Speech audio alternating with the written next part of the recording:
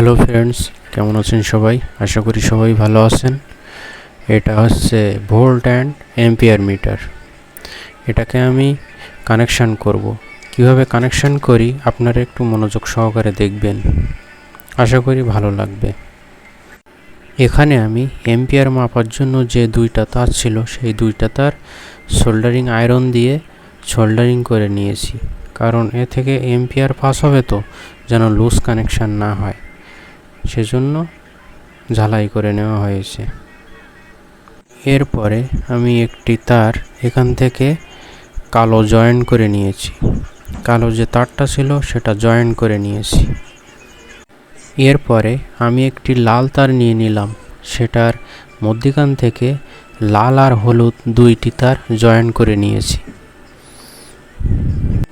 এইভাবে জয়েন করে নিতে হবে, ভালোভাবে দেখুন। এখানে একটা জিনিস আমি আপনাদের ভালোভাবে বলি, এখানে ডাইন সাইডে যে সবুজ আর লাল তারটা বের হয়েছে এটা হচ্ছে আউটপুট লাইন, এখানে আউটপুট লাইন হবে। আর এই বাম সাইডে যে লালের সাথে হলুদ লাল আর একটা তার সবুজ, তার সাথে যে কালো তারটা জয়েন্ট আছে এটা হচ্ছে ইনপুট সাইড, এখান থেকে ইনপুট করা হবে আর আউটপুট ভোল্টেজটা ডান সাইড থেকে বের হবে। ঠিক এইভাবে কানেকশান করবে। এইভাবে কানেকশান করলে অ্যাম্পিয়ারটা শো করবে, ভোল্টও শো করবে। আপনারা এইভাবে কানেকশান করলে আশা করি সব ঠিকঠাকভাবে চলবে।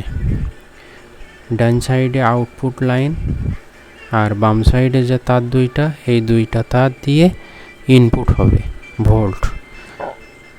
সাপোজ আপনারা যদি প্যানেলের তারে ইনপুট দেন তাহলে বাম সাইডের তারে ইনপুট হবে আর আউটপুটটা হবে ডান সাইডের যে দুইটা তার, ওই দুইটা তারে আউটপুট হবে। এই দুইটা তার কন্ট্রোলারে লাগাতে হবে। আর যদি ব্যাটারির লাইনে লাগাতে চান তখন বাম সাইডের যে তার দুইটা আছে এই দুইটা কন্ট্রোলারে দিবেন, আর ডান সাইডের যে দুইটা তার আছে এই দুইটা ব্যাটারিতে দিবেন। দিলে তখন ব্যাটারি কত এম্পিয়ারে চার্জ হচ্ছে সেটা বোঝা যাবে। আমার ফাইনাল লুকটা দেখুন, ঠিক এইভাবে আমি সেট করে দিয়েছি। আপনারাও এইভাবে সেট করে নিতে পারেন, আশা করি ভালো হবে। সবাই ভালো থাকবেন, ধন্যবাদ।